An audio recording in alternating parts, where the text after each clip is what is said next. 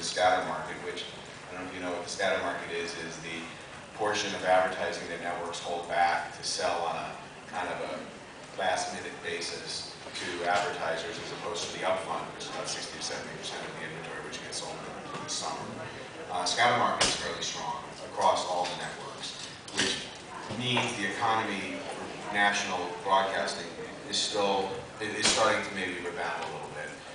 Broadcast television is still the best way for advertisers to reach a mass audience. Notwithstanding that broadcast television has shrunk, it's still the best platform for mass reach. That's the cyclical problem facing the industry. The cyclical problem facing NBC in particular is many years we were number one, now we're number four. Every network has gone through its periods when it's number one, number two, number three, number four.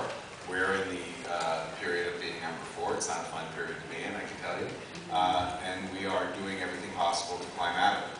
And I know we eventually will, because that's the cyclical nature of our business. We have some great projects in development that we really believe in. The team that's in place now is really passionately behind a bunch of projects that we have with Jerry Bruckheimer and J.J. Abrams. So I feel like we are on the right path creatively. Then the secular problem in the business is, the DVR usage. It's not so much the streaming of television shows that are hurting broadcast television. It's the DVR usage. That the time shifting for which networks do not get compensated by advertisers is taking a huge chunk out of the revenue streams of the network. Two of our shows, Heroes and The Office, the numbers for DVR usage for the first 2 weeks of the season have come in. Heroes was time shifted by over 30%, almost a third of the viewers. We don't get paid for that at all. Office, 25% of the viewers time shifted. We don't get paid for that. Every network has examples like that they don't get paid for by advertisers, yet we have to pay for the program. So that's a secular problem. And do you anticipate a shift in that coming in terms of the deals you strike with advertisers? Well, there's a couple things that we're trying to do. There's a couple things we're trying to do. We're trying to come up with a system. We're working with the other media companies to come up with a measurement of viewer usage. There's an organization called CIMM. And I knew what it meant until about 20 minutes ago. But it's intended to study and really come up with metrics that networks can show to advertisers that say, here are the people that consume this particular show, here's the platforms on which it was consumed, here's when it was consumed, here's how many eyeballs consumed it at which times. And then you sell that to the advertisers in a way that suits their advertising needs. And if we can do that, or get Nielsen to figure out a way to do that, then I think that we're on our way to getting compensated. But so back what you were talking about before, being number four, and your strategy to change that, what is going to be key to pulling NBC out of that spot? Is there a certain kind of show that you think will be really key to growing ratings that you're looking for? Yeah, yes. If you look at, again, the cyclical part of that business, ABC for a long time was in fourth place. And, in 1 year had Desperate Housewives, Lost, Grey's Anatomy, and Dancing with the Stars. Fox, before Idol, wasn't really doing much business. CBS before Survivor and CSI was really not doing much business. I guess if I had to pick one top priority for us, I would pick a big, giant, broad reality show that just drives 20+ million viewers, a night into an episode into the network. I think that would be our number one need. And then, more comedies like the NBC brand of comedies like The Office or 30 Rock, those work for us. And then, a really quality drama that can work in the aftermarket as well as on the network.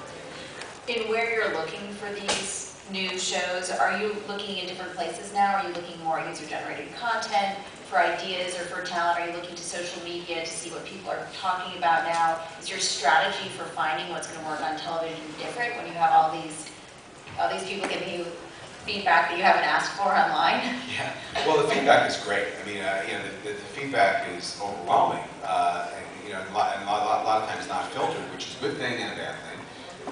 But the feedback is great. It really all comes down to, there's a million great ideas for TV shows. It's in the execution.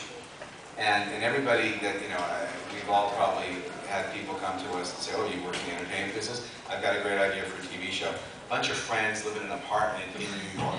You're like, oh, great show. And, you know, but unless you can execute it as a really good show that becomes Friends, you know, then it's not worth anything. So there's a lot of great ideas out there. What our creative folks are looking to do is expand the horizon of who they are working with as creative talent. And, you know, the online world is definitely a place where that is becoming very helpful to us.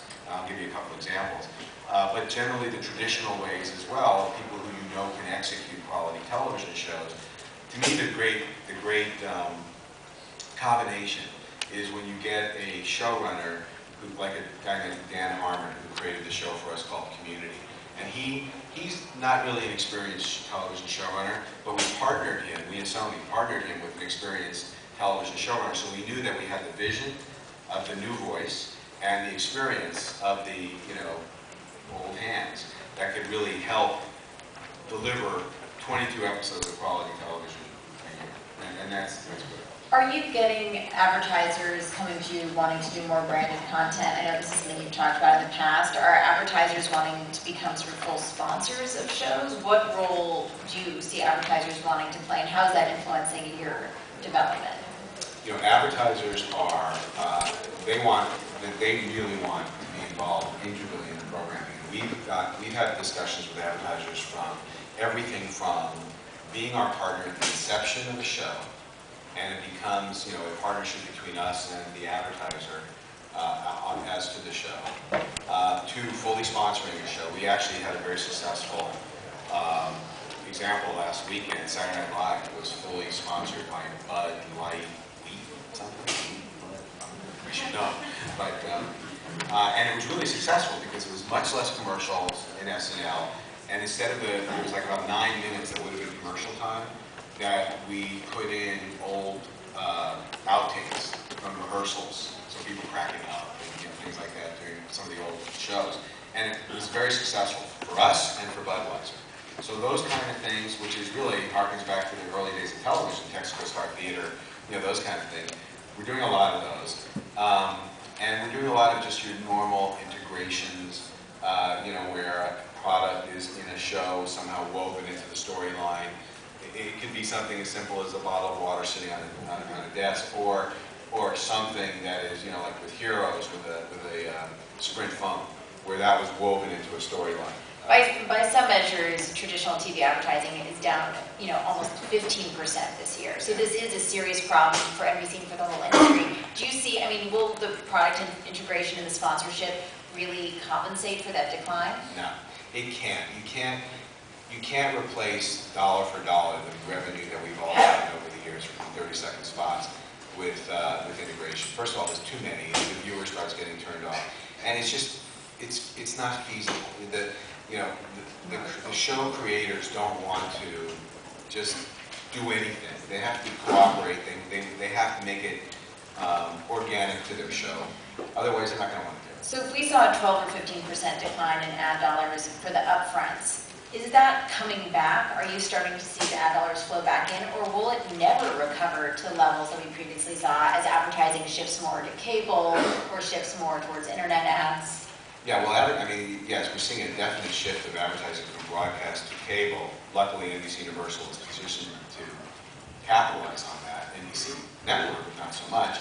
And I don't know that it's going to come back. I don't know if it's going to come back for any network. If you're number one or you're number four, we've done analyses of, okay, what if we were number one again? Let's say we put on, you know, 3 new hit shows a year over the next 3 years, and we became, you know, number one again like we were. What does that mean in terms of ad revenue? And it doesn't mean anywhere near what it meant for us back in 2000, as recently as 2003, when we were number one. Because the marketplace just isn't there anymore. That's the secular problem that we're facing, which means you you have to adjust your cost of programming to, you know, to